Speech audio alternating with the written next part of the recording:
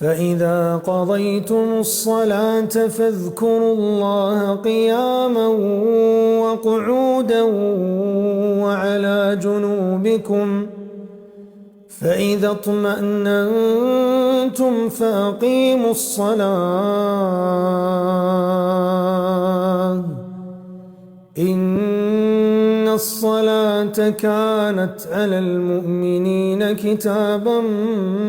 موقوتا ولا تهنوا في ابتغاء القوم إن تكونوا تألمون فإنهم يألمون إن تكونوا تألمون فإنهم يألمون كما تألمون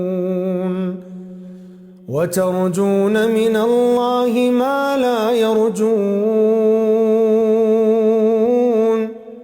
وكان الله عليما حكيما.